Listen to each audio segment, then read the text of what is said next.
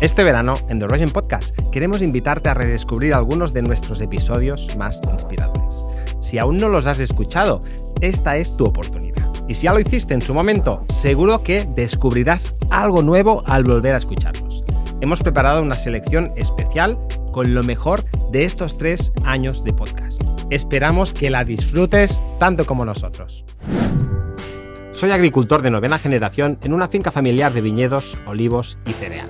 Hace 15 años dejé la agricultura convencional y hoy mis suelos son 10 veces más fértiles y mi finca es más rentable. Hoy no dependo de la agroindustria y produzco alimentos sin tóxicos mientras contribuyo a cuidar el planeta. La agricultura regenerativa no es el futuro, es el presente. Aquí descubrirás sus beneficios y cómo aplicarla para cambiar las reglas del juego. Soy Francesc Font y esto es The Regen Podcast. ¡Empezamos! En este episodio de The Regen Podcast conversamos con la doctora María del Carmen Yassat, física de la atmósfera y experta en cambio climático.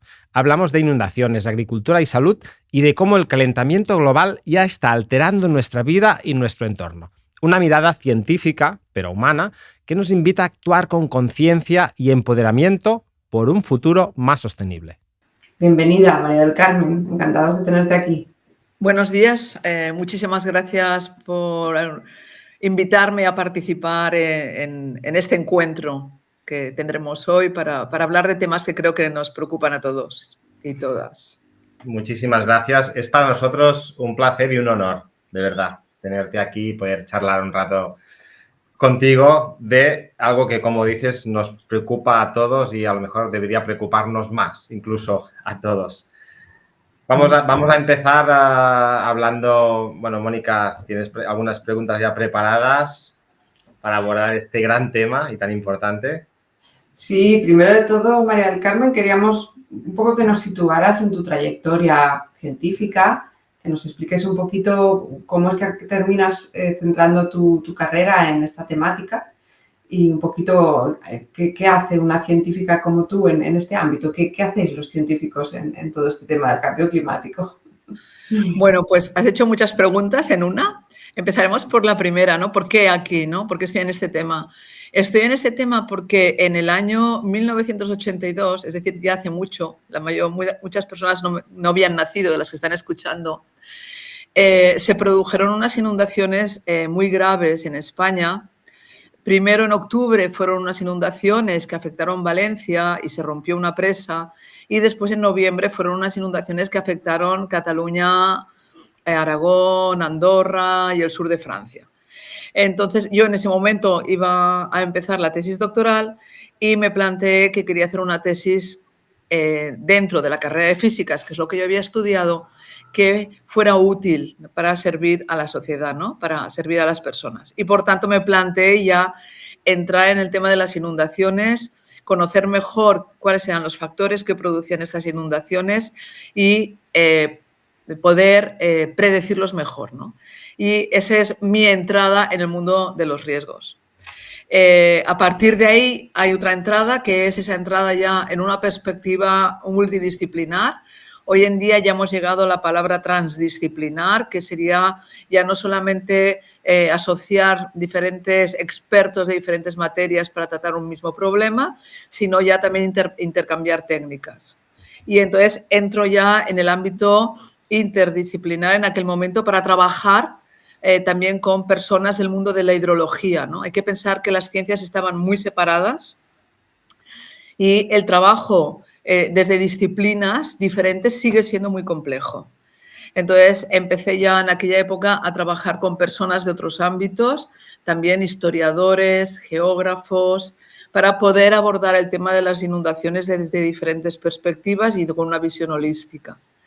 Y entonces empezó ya el tema a preocupar un poco y ya fue, creo que, la primera tesis doctoral que dirigí sobre ese posible cambio climático. Tampoco estaba de moda, pero ya los expertos nos planteábamos que podía suceder algo, ¿no? Y entonces empezamos a trabajar en mi equipo en el tema de cómo estaba variando la precipitación y la temperatura, en ese caso, pues en Barcelona. y a partir de ahí empiezan ya a converger las dos áreas, porque luego ya trabajaremos pues cómo el cambio climático afecta a las inundaciones y iremos engranando las diferentes perspectivas, siempre sin olvidar esa perspectiva interdisciplinar. Cabe decir que dentro de esa perspectiva multidisciplinar también ya empecé a trabajar ya en el año, que queda muy antiguo, pero bueno, en el año 87 con el Departamento de Agricultura de la Generalitat de Cataluña, porque en ese momento y en colaboración con lo que era, con lo que es la Fundación Gaspar de Portolà, existía una colaboración muy potente con California. ¿Con qué objetivo? Con mejorar lo que sería el conocimiento de las técnicas que se pueden aplicar en la agricultura para que sea más efectiva, para que los procesos sean más también eficientes. Y en ese momento la colaboración fue con todo el desarrollo de toda una rama de agrometeorología. Y entonces fuimos, a nivel ya de toda España, pues en Cataluña se instaló lo que era la primera red agrometeorológica, con la idea de poder estudiar y hacer el seguimiento mejor de lo que eran las plagas, de lo que eran las necesidades hídricas. Y luego eso ya se extendió a otros sitios de España y entonces, por tanto, ahí se van engranando, se va abordando un tejido que va tocando las tres temáticas, ¿no? Algunos, cabe decir, porque has preguntado qué hace que una científica se meta en estos temas, es porque tampoco soy una física as usual. Es decir, siempre me ha llamado mucho la atención lo que es el medio ambiente, siempre me ha llamado mucho la atención y de hecho ya hice físicas por eso, para comprender mejor el funcionamiento de la naturaleza y con un espíritu que creo que todos los que hemos estudiado y hemos tenido esa oportunidad tenemos de compromiso para un servicio a la sociedad. Qué bueno, María del Carmen. Yo tengo que decir que me encanta hablar contigo porque también soy doctora en físicas y también decidí abandonar, decidí abandonar la parte más física pura porque yo no me dedicaba a nada relacionado con el medio ambiente y me pasé a este otro lado porque comparto esa pasión por el medio ambiente, ¿no? Y por la naturaleza y por la situación en la que estamos, ¿no? O sea que, bueno, es genial hablar contigo, la verdad. Perfecto, Mónica, pues bien, muy bien, me alegro mucho de saberlo. Yo que soy el que tengo menos currículum de aquí,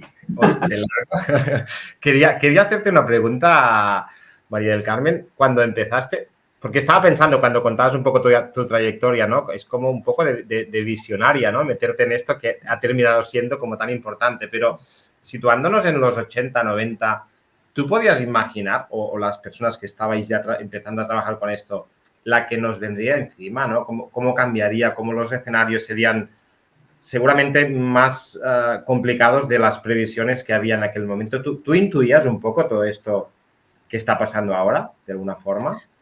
Creo que en ese momento, y si estamos hablando de todo el tema, ¿no?, del cambio climático, lo que se intuía ya es que teníamos por delante muchas incertidumbres y había una posición que era muy importante, que era decir, ante las incertidumbres que no sabemos, porque seguro que todavía hay muchas cosas que no conocemos, que no sabemos cómo van a evolucionar, hemos de tener un comportamiento precavido. Yo, en mi entorno, diríamos, era la llamada que ya había, pese a que en ese momento todo este proceso que cada vez se ve más acelerado, pues quedaba muy lejos de lo que se podía esperar, ¿no?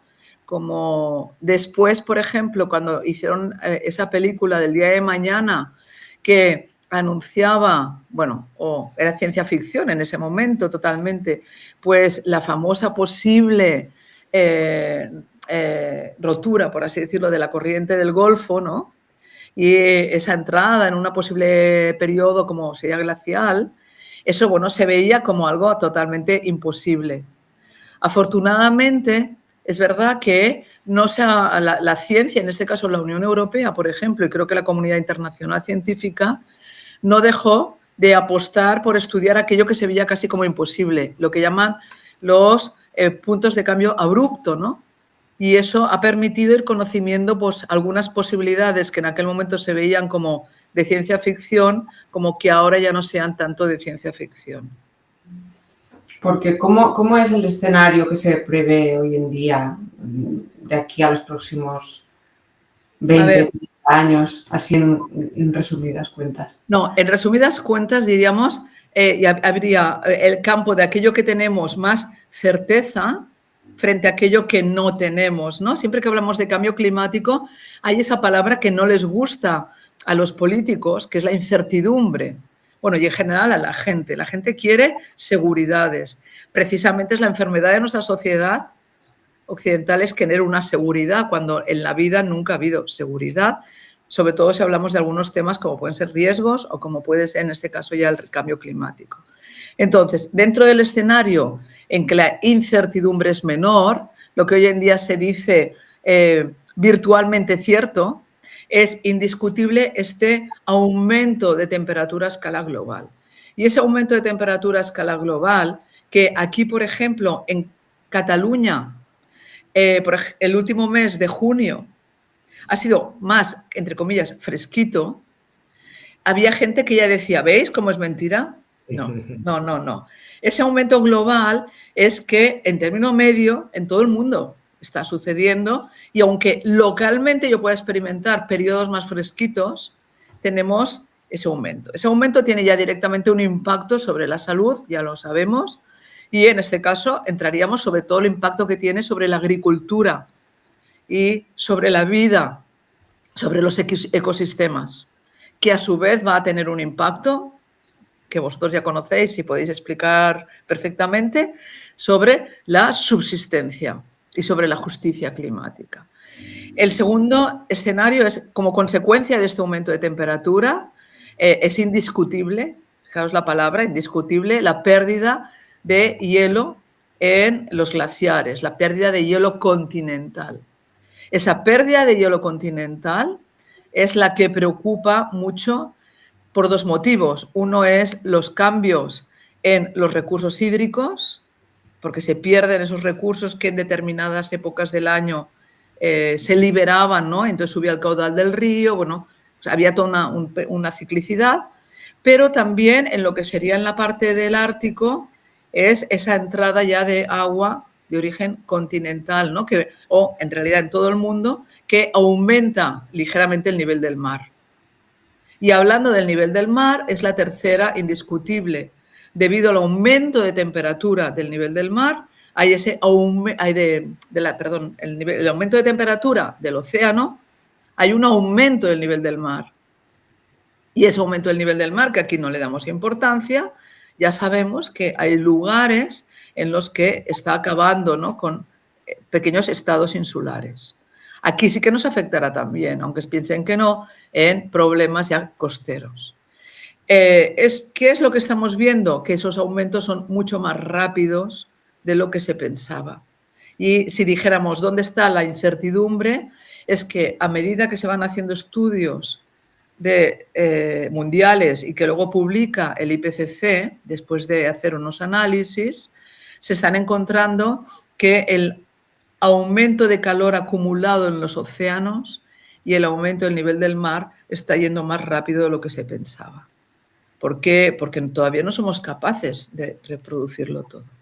Y la otra consecuencia ya sería que este aumento de temperatura produce lo que llamaríamos un aumento de energía disponible de cara a los desastres, de cara a los riesgos hidrometeorológicos, de tal forma que sí que ya se está hablando ahora pues de la temporada de huracanes, que será mucho más fuerte de lo que ha sido en el pasado, ¿no?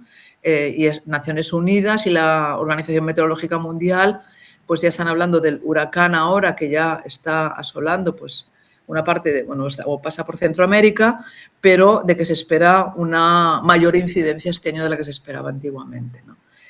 En otros lugares pues tenemos lluvias que cuando se producen son mucho más intensas también. Es muy simple. Tenemos más energía en la atmósfera, tenemos más humedad. Entonces es como tenemos dos ingredientes que cuando se ponen juntos lo que pueden generar es más violencia atmosférica. Porque María del Carmen, muy de acuerdo con lo de las certezas e incertezas, pero las certezas que tenemos ahora es lo que ha pasado hasta ahora, ¿no? Estoy seguro que son certezas. Hablamos mucho de que si la temperatura sube 1,5 grados, 2, 3, 4 a final de siglo, pero a día de hoy, y como referencia, por ejemplo, de los últimos 30, 40 años, ¿qué ha pasado exactamente? ¿Cuánto ha subido la temperatura media? ¿O cuánto menos llueve? Igual es una pregunta demasiado global y la podemos centrar, por ejemplo, en Cataluña, si manejas mejor los datos de aquí, porque seguro que será más extrapolable, pero ¿tienes datos más concretos de cuánto ha subido de media la temperatura en los últimos X años?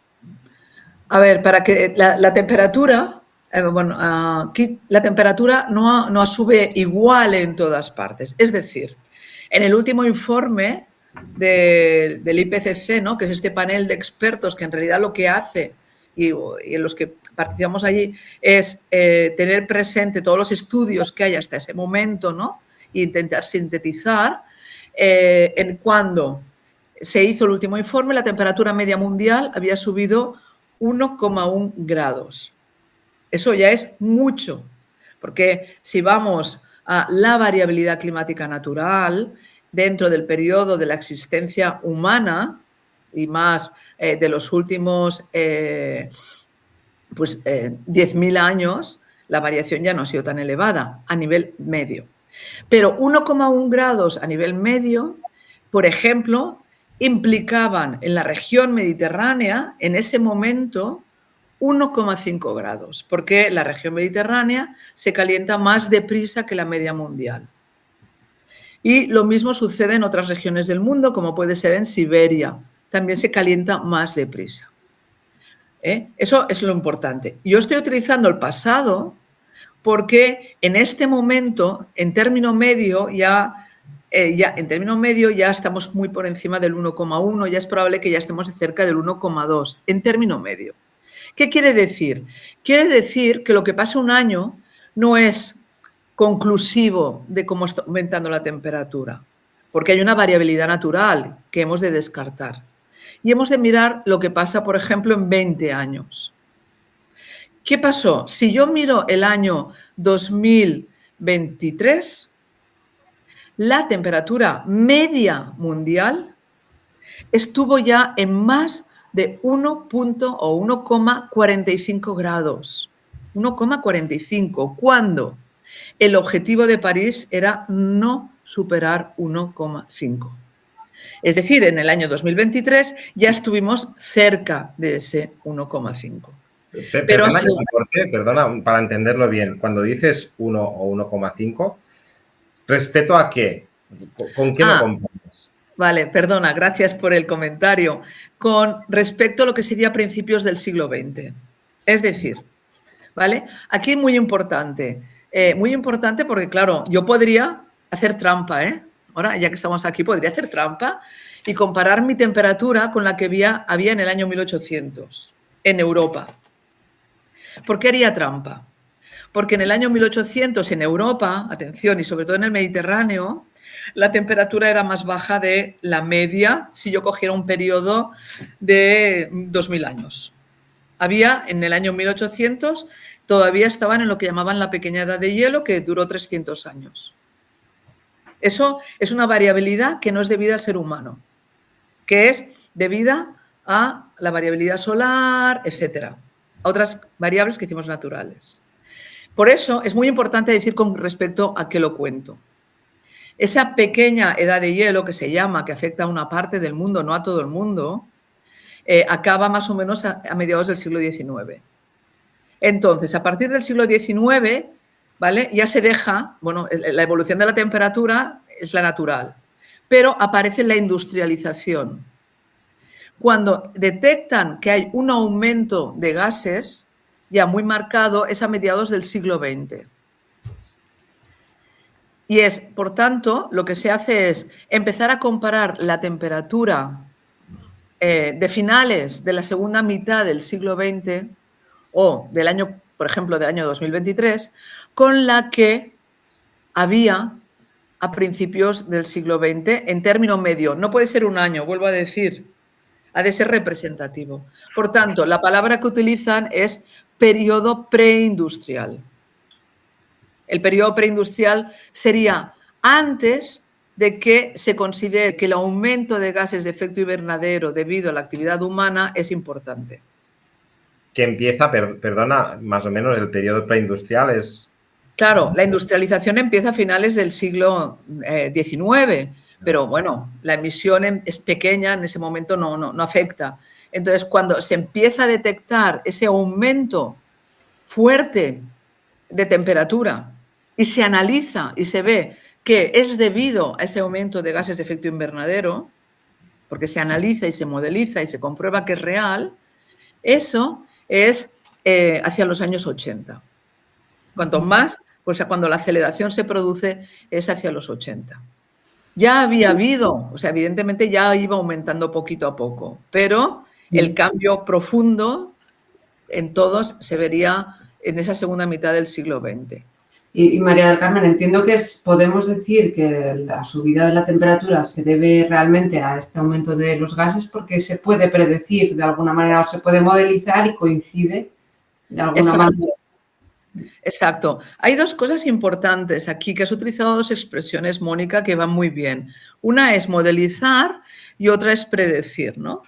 Claro, si estamos físicos en este área es porque luego hay que hacer predicciones o modelización. ¿Qué quiere decir hacer una modelización de la naturaleza? ¿Vale? Quiere decir que vamos a crear un modelo matemático que me permita reproducir el tiempo, por ejemplo, el tiempo que va a hacer mañana o el tiempo que hace hoy. Si yo soy capaz de crear un modelo matemático porque las leyes, la naturaleza responde a una serie de leyes que somos capaces ya hoy en día de entender y de reproducir, podemos hacer la predicción meteorológica de mañana. Entonces, modelizar es meter en un modelo matemático, bueno, físico-matemático, que puede ser muy complicado, extremadamente complicado, porque queremos reproducir lo que está pasando. Yo puedo hablar de modelización del tiempo, que es lo que nos interesa aquí, o podría hablar de modelización de cultivos, y ahí habrá expertos que modelicen las cosechas. Entonces, el modelizar me permite ver lo que pasa ahora, pero también me permite ponerlo a modo predictivo, entrar a modelizar lo que puede pasar. Si yo modelizo lo que puede pasar mañana, estoy haciendo predicción del tiempo. Si modelizo lo que puede pasar dentro de 3 meses, estoy haciendo predicción estacional. Hoy en día es muy importante para la agricultura la predicción estacional. Y si modelizo lo que puede pasar de aquí a 20, 40, 60 años, estoy haciendo predicción climática. ¿Qué sucede? Que afortunadamente hemos ido conociendo mejor la naturaleza y modelizando mejor. Entonces, hoy en día, si nosotros en los modelos que simulan el comportamiento del clima ponemos las concentraciones naturales que habría de gases de efecto invernadero, la temperatura del planeta sería otra, no concuerda con la observada. Si en cambio pongo las concentraciones de los gases de efecto invernadero que existen en la actualidad y que podemos medir, entonces concuerda con lo que observamos. ¿Lo veis? O sea, sí, por tanto decimos, podemos asegurar que este aumento no es natural. Este aumento es debido a estos gases que han aumentado, no solamente el aumento de gases de efecto invernadero, sino también los cambios de usos del suelo, que también entran en la modelización y entrarían aquí en lo que vosotros trabajáis más, ¿no? Sí, luego lo comentamos un poco, pero siguiendo con esto, entiendo que en estos modelos y previsiones la variable más grande son las emisiones de gases de efecto invernadero, ¿no? Sí, la causa, o sea, por encima de otros cambios como puede ser usos del suelo, estarían el aumento de estos gases de efecto invernadero, porque no debemos olvidar que hayan gases de efecto invernadero, como se les llama, que es como el dióxido de carbono, el CO2, es necesario para la vida, porque esos gases lo que hacen es captar parte de la radiación que la Tierra vuelve a emitir una vez ha recibido los rayos del sol, ¿no? La Tierra se calienta, nosotros también, todo el aire, y emite esa radiación hacia el espacio interestelar, podríamos llamarlo. Pero como existen esos gases de efecto invernadero, parte de esta radiación se queda y permite que la Tierra sea un planeta vivo y podamos, pues, existan todos los ecosistemas que conocemos. El problema es cuando se aumentan estos gases. Y realmente, aunque existe el tema suelo, el tema bosques, la mayor contribución es gases de efecto invernadero, esencialmente asociados a los combustibles fósiles. Exacto. Yo lo que quería preguntar respecto a esto es un poco volviendo sobre lo mismo, ¿no? ¿Qué actividades del ser humano son las que provocan? Porque ¿cuál es la más importante? Lo acabas de decir, ¿no? Pero ¿es la industria? ¿Son los automóviles? ¿Son las vacas? ¿Los famosos pedos de las vacas que no son pedos? ¿Cuál es no sé, el mayor culpable aquí? Claro, a ver, aquí en este momento me pillas una de mis debilidades, que es la memoria. Y no tengo delante una gráfica, por tanto no te puedo dar los datos, te puedo decir aproximadamente, pero no los datos, ¿no? Ciertamente, la más importante en este momento es que hay un poco de dificultad y de equilibrio, pero las dos más importantes son el transporte y la industria. Esas son las más importantes. Entonces, el transporte no es solamente el transporte por carretera, ni el transporte por ciudad, que también lo hemos de tener presente, sino el transporte aéreo y marítimo. ¿Vale? Entonces, el transporte es muy importante. Y la industria, ciertamente, es muy importante. Lo que sí que cabe decir que, claro, todo el tema de esta evolución industrial, pues hay países que están ya muy acotadas las emisiones. Por ejemplo, en Europa, realmente in situ hay una normativa muy exigente sobre las emisiones industriales que hacen que aquí, por ejemplo, si tuviéramos que decir, no sea en general, en término medio, tan importante. En otros países del mundo sí. Porque, claro, ahora hemos llegado ya al momento en que es necesario concienciar y es necesario también legislar. Pero, atención, no podemos olvidar que dentro de esa industria hay muchas actividades que podrían modificarse, como por ejemplo sería la moda rápida. La gente no es consciente de que el porcentaje de industria asociada a la fabricación de moda en este momento está en uno de los rankings más importantes de contaminación, o sea, de aumento de gases de efecto invernadero. O otra industria que tampoco somos conscientes es la sociedad digital. En este momento está entrando muy rápidamente a formar parte también de uno de los efectos de los gases de emisión. ¿Por qué motivo? Porque requiere normalmente aires acondicionados muy potentes y requiere el funcionamiento de todos los aparatos, todos los ordenadores, bueno, todo lo que hay detrás de esa sociedad digital que aparentemente parece que no consume, ¿no? No consume y no crea gases de efecto invernadero. Llegando al tema agricultura y vacas, ¿vale? Por ejemplo, si entramos en la agricultura, estaría el arroz. Se ha comprobado pues, que en un momento determinado del crecimiento del arroz es un gran productor de metano. Ahora, ¿la respuesta ya es no comer arroz? Bueno, ya no es tan simple. Y en el tema agricultura sí que es importante, sobre todo, lo que sería esa de la ganadería, toda esta ganadería esas grandes ganaderías que sobre todo existen en algunos lugares del mundo y particularmente, por ejemplo, en América, ¿no? Entonces, ahí sí que tenemos, o sea, que tengamos 2 o 3 vacas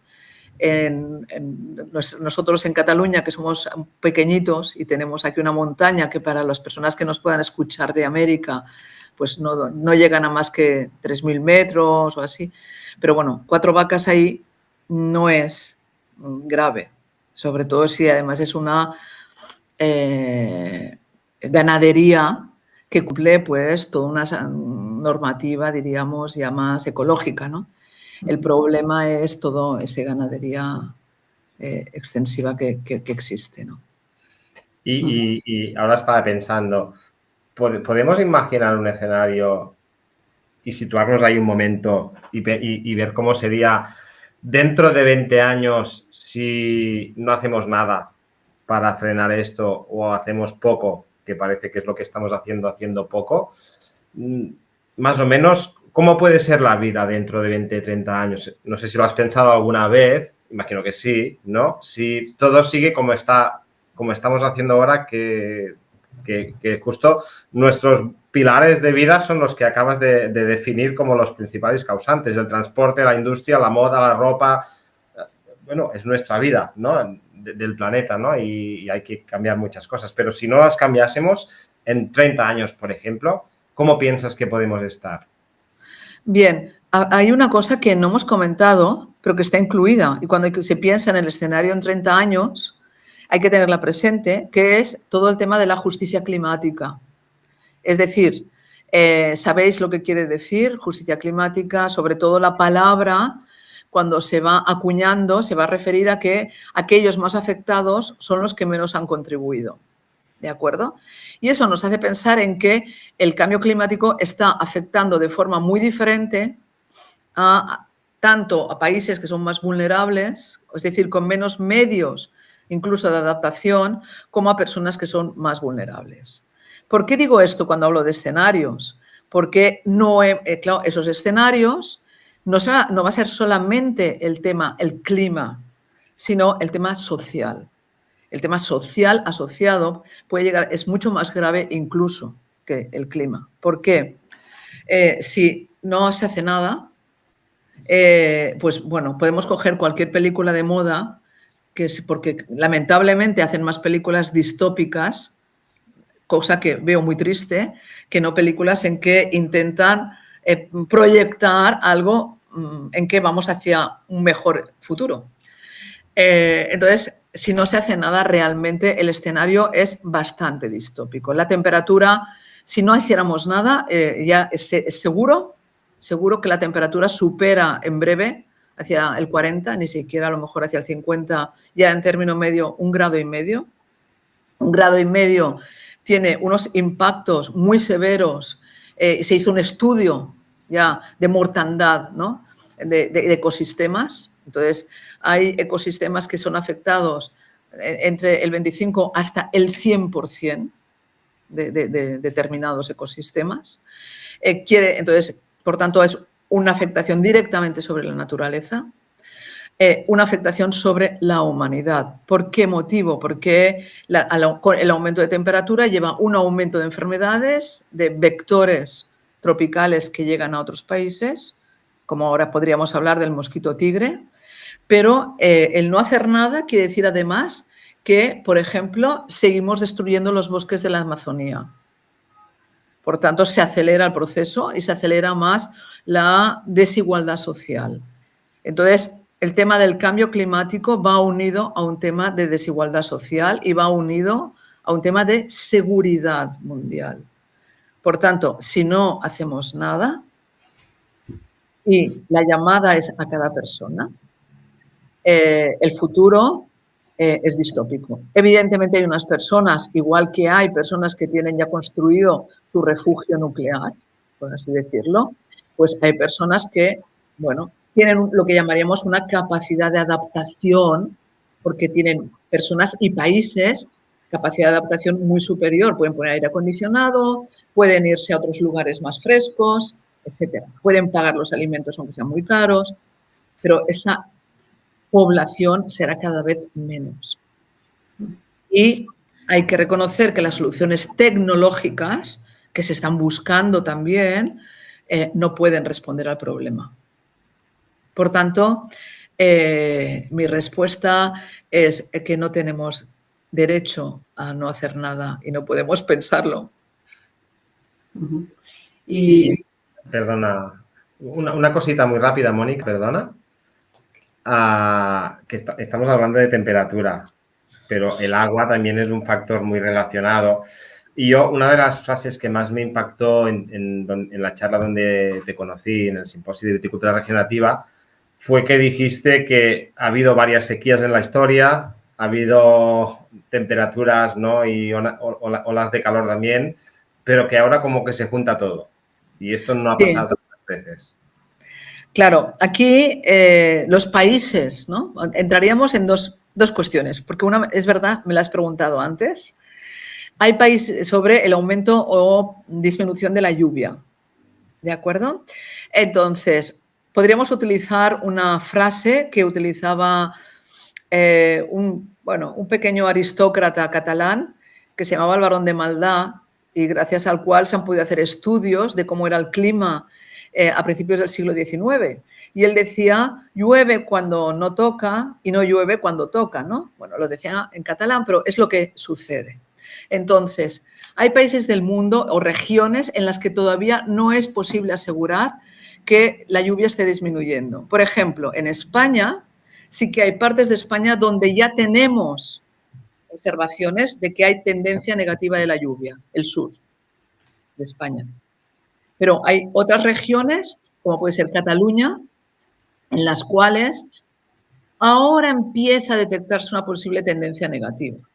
¿Por qué? Porque al final del año puede ser que llueva como le toca el total, en media, pero no, el problema es que llueva cuando no le toca o que llueva más. Eso quiere decir, por tanto, que todavía el escenario de la lluvia es muy complejo. Entonces, todavía en muchos sitios veremos personas que dicen, todavía no está disminuyendo la lluvia o no está aumentando. Sí que en la zona mediterránea se prevé una disminución de la lluvia que puede llegar a ser del 30%. Entonces, a mediados de siglo. ¿Qué es lo que sucede si relacionamos de todas formas ese llueve cuando no toca o viceversa con el calor? Las sequías que estamos padeciendo en la actualidad puede ser que en nuestros países, en nuestras regiones, ya hayamos padecido anteriormente periodos de falta de lluvia. En el caso de Cataluña, en el siglo XIX, a principios, entre 1812 y 1817, hubo un periodo de sequía que llevó a muchas migraciones. Actualmente, todavía no hemos llegado en el siglo XXI a padecer un periodo tan largo, afortunadamente. Porque el problema es que ahora tenemos, por un lado, falta de lluvia, pero por otro lado, aumento de temperatura. Y el aumento de temperatura hace que las plantas, los cultivos, requieran más agua, porque pierden también más agua, tienen más pérdida por evapotranspiración. Decimos que hay más demanda hídrica. Eso hace que una misma sequía que se hubiese producido hace un siglo, hoy en día sea mucho más grave, porque necesitamos más agua debido a ese aumento de temperatura. Claro, y más comida, porque hay más personas. Y aquí hay un elemento que nosotros tenemos muy comprobado, que es que además tenemos unos suelos muy peores que hace 50 y 100 años, con muchísima menos materia orgánica, muchísima menos, por lo tanto, con muchísima menos capacidad para infiltrar y retener y aprovechar, en cierta forma, esta agua de lluvia. O sea que se juntan varias cosas malas aquí en un momento. Se juntan varias cosas de tal forma que en el Mediterráneo, ¿no? Ahora se presentó en el año 2020 un informe que era específico sobre el Mediterráneo y el cambio climático y ambiental, ¿no? Y ya en ese informe se decía que vamos a tener, o sea, en el Mediterráneo existen ya 250 millones de personas pobres en agua. Entonces, o sea, eso es mucho, ¿eh? Quiere decir, no tienen suficientes alimentos, etcétera, ¿no? Pero este número va a aumentar claramente, por lo que acabas de comentar. Porque, por un lado, tenemos un aumento de población, por tanto, necesita más alimento.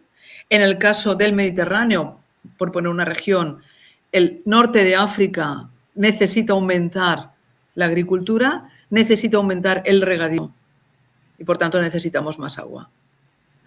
Los suelos no han sido correctamente utilizados en muchas ocasiones.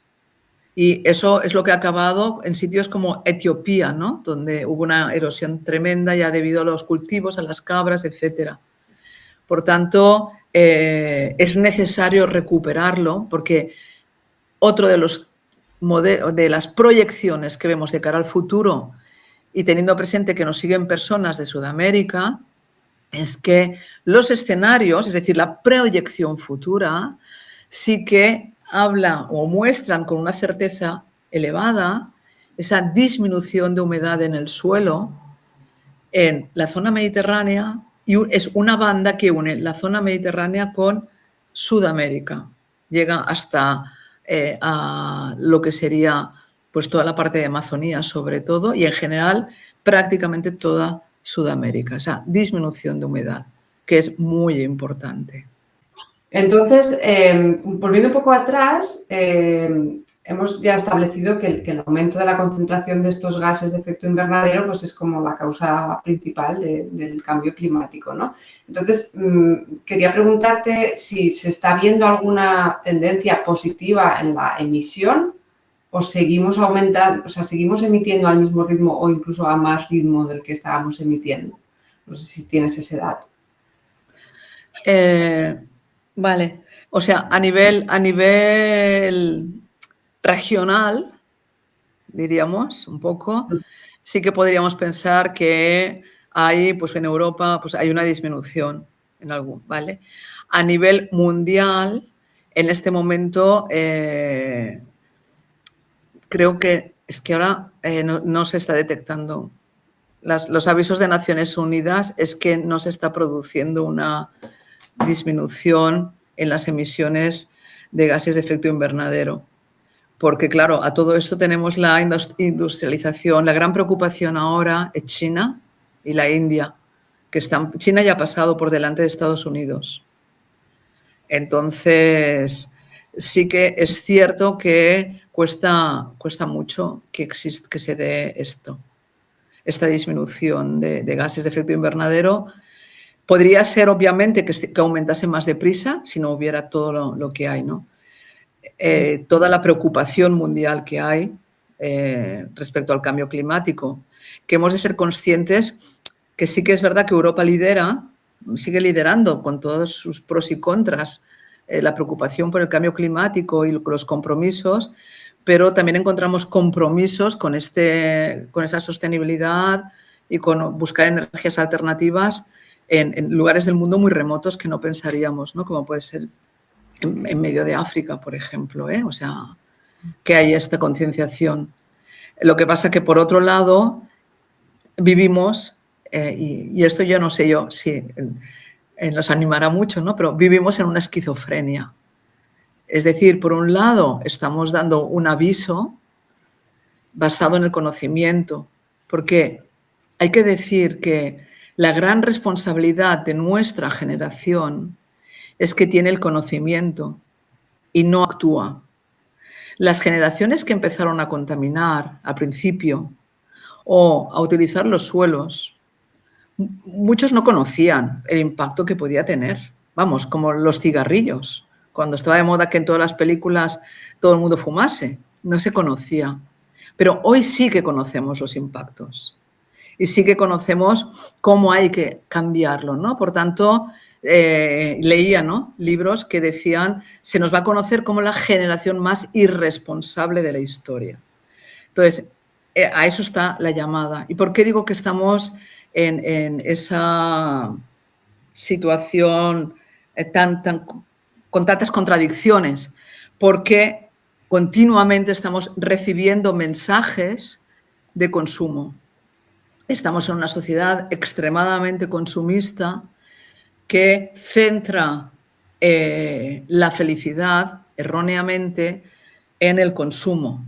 Y el consumo ya puede ser consumo material de ropa, el fast fashion, que ha duplicado la producción de ropa en 20 años mundial, ya sea el consumo de ocio, el consumo de viajes, el consumo, ¿no? Entonces, ese consumir desenfrenado sobre el cual, o el consumo del móvil, sobre el cual recibimos continuamente inputs.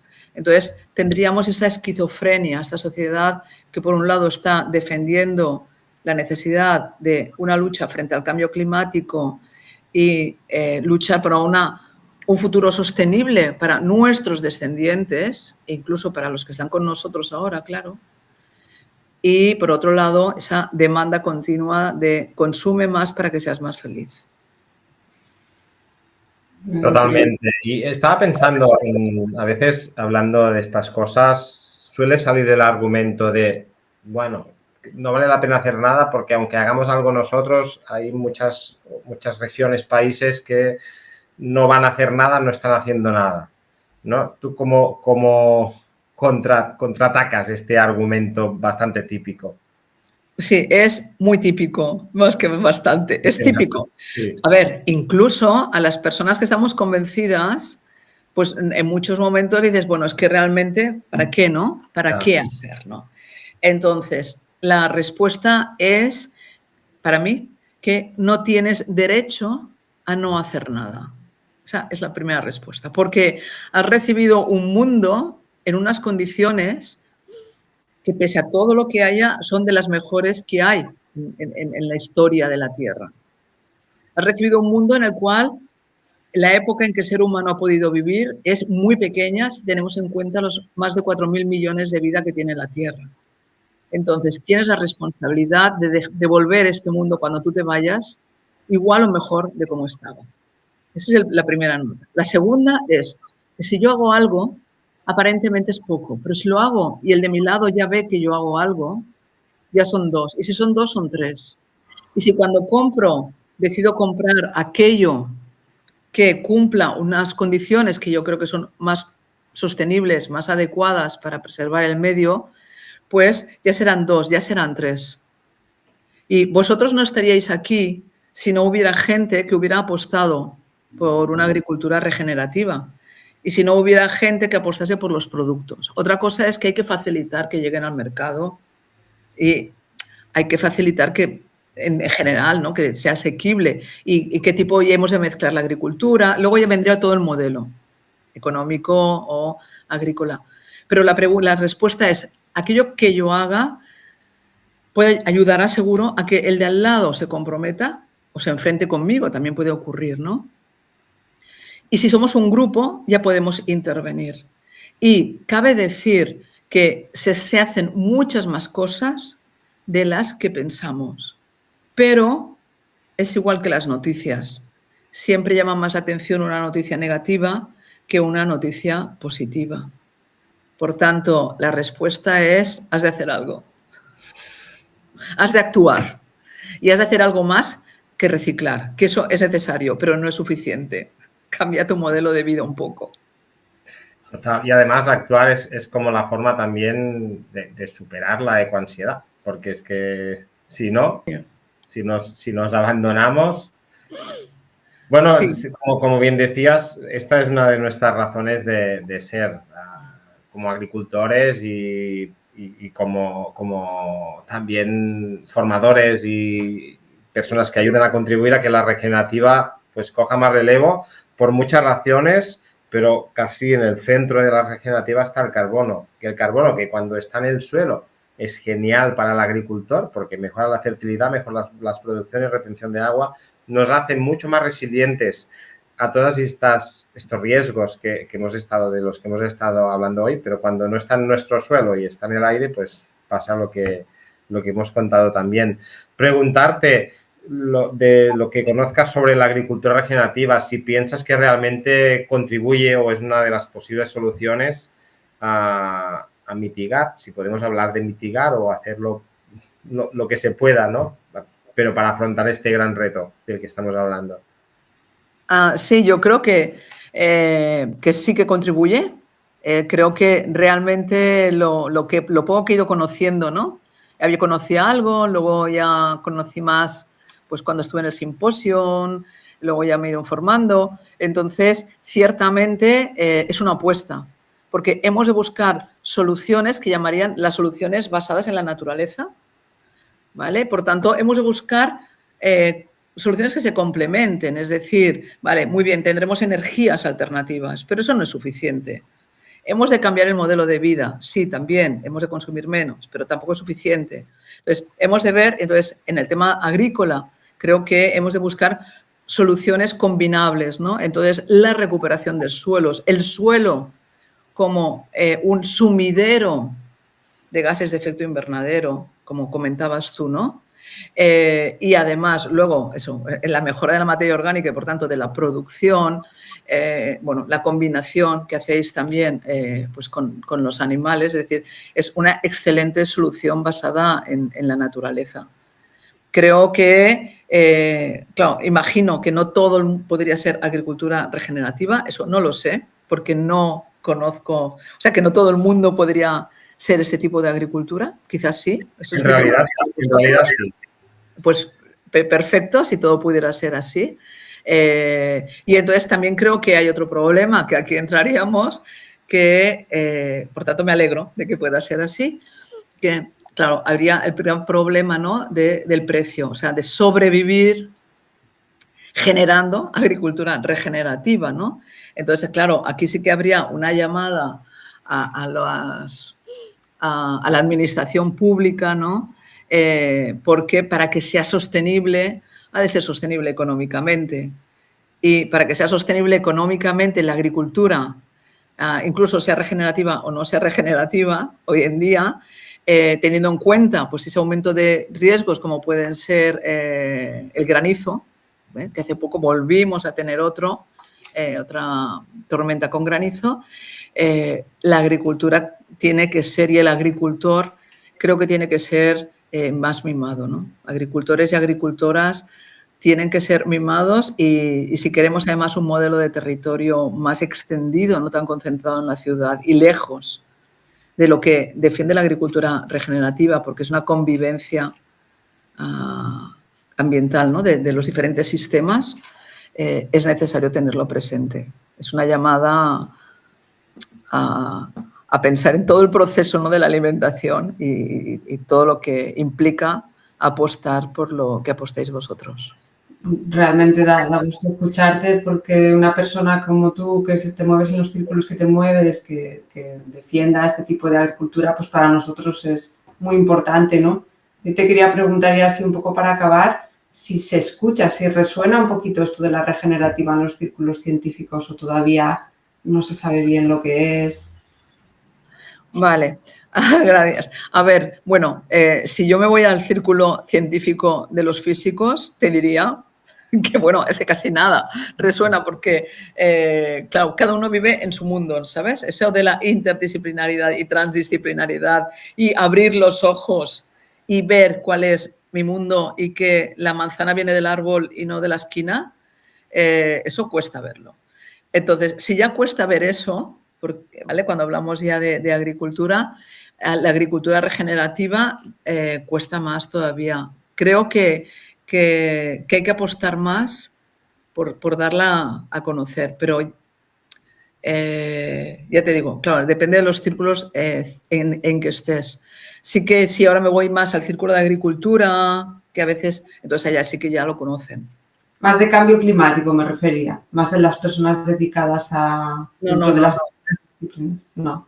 No, bueno, el tema fundamental aquí, si quieres, es una llamada también a aquellas personas que se dedican al estudio del cambio climático, que tengan presente que no solamente hay que estudiar los modelos, claro, cada uno tiene su carisma, pero por mucho que tú tengas un carisma, tienes que estar abierto o abierta a todo lo otro, ¿no? Entonces, dentro de la preocupación del cambio climático, pues la gente normalmente va hacia su camino, ¿no? Si modelizo, modelizo. Pero no es que no conozca la agricultura regenerativa, es que no conoce la agricultura, yo qué sé, la diferencia entre regenerativo, ecológico, intensivo, extensivo, etcétera, ¿no?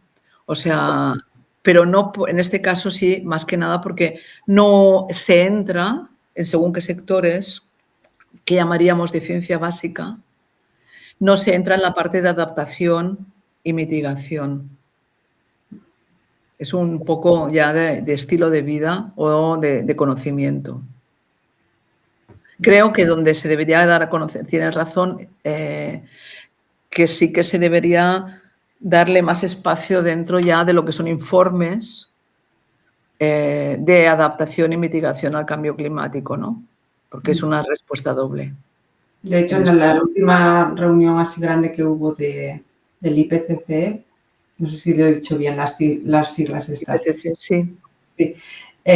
Había ya la mención de la agricultura regenerativa en algunas de las reuniones que había y así, que eso fue muy buena cosa.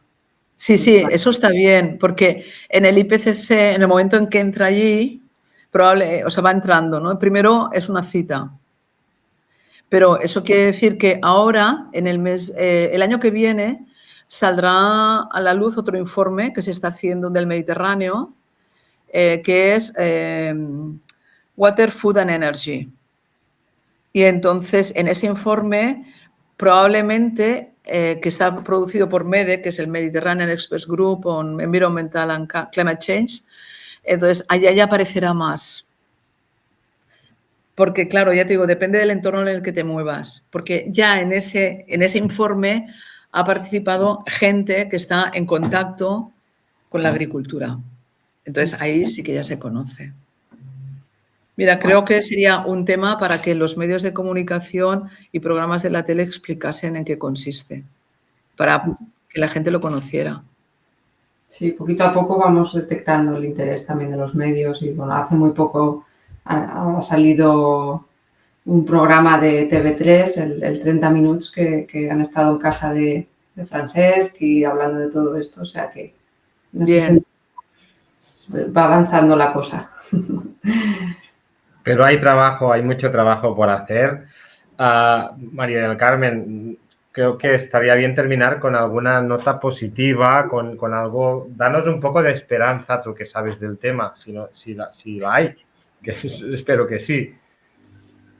Claro, la esperanza para mí, es que no hemos de perder la esperanza, es que hemos de pensar que hay muchas más personas que están apostando por un mundo más justo, más sostenible y más frente por utilizar la palabra, una lucha, ¿no?, frente al cambio climático para evitar que siga aumentando la temperatura, una apuesta por soluciones como puede ser la agricultura regenerativa, como puede ser la construcción con materiales vernáculos, etcétera. Hay mucha más gente y mucha más gente joven que apuesta por ello en todo el mundo de lo que pensamos. Esa sería la nota positiva. Hay más de lo que creemos.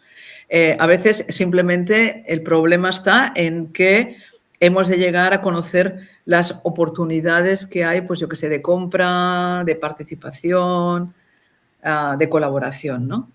Pero la nota positiva es que en el momento en que nosotros, yo no pierdo la esperanza porque sí que veo que pese a las dificultades que hay, a nivel mundial vamos avanzando. Pese a todo lo malo, si no hubiera un IPCC, si no hubieran unas COPs, estaríamos muchísimo peor. Evidentemente se pueden mejorar tremendamente, pero eso para empezar. Segundo, esperanza en que, estamos en países democráticos y hemos de defender democráticamente nuestra posición, ¿no?, frente a soluciones o frente a la lucha frente al cambio climático. Por lo tanto, ahí estaría ya, buscar, movilizar, buscar partidos, apoyar soluciones, ¿no?, que tengan presente el medio ambiente, ¿no?, que es una de las grandes preocupaciones que hay precisamente ahora en Europa. Y eso, la nota positiva, pese a todo lo que veamos, primero, si apostamos nosotros por ser consecuentes, con una visión que va más allá de me he fastidiado porque he tenido que bajar la basura, o me he fastidiado porque he decidido no irme este fin de semana con este viaje que costaba tan barato cuando podía haber ido, pero lo voy a pasar con mis amigos o mis amigas o mi familia. Aprender a gozar de eso te hace crecer mucho más que consumir meramente. Por tanto, la nota esperanzadora es, si apuestas, puedes ser más feliz. Muy bien, qué bonito. Genial. Pues, Mónica, no sé si tienes alguna pregunta No, yo más. creo que esta nota final me parece perfecta para ir cerrando. Pues muchísimas gracias, María del Carmen. Ha sido un auténtico placer hablar contigo, aunque sea de este tipo de cosas que a veces no gustan de oír, pero creo que es muy importante que la gente entienda lo que está pasando y, por lo tanto, entienda que se pueden hacer cosas para mitigar todo esto. Un placer tenerte aquí y, oye, estamos en contacto. Seguro que coincidimos otras veces en otros sitios y seguro que nos vamos viendo. De acuerdo, pues muchísimas gracias también por invitarme. Muchísimas gracias por vuestra apuesta personal y familiar por todo este proyecto. O sea que adelante. Gracias, María del Carmen. Muchas gracias. Que vaya muy bien. Gracias, Mónica y Francesc. Adiós.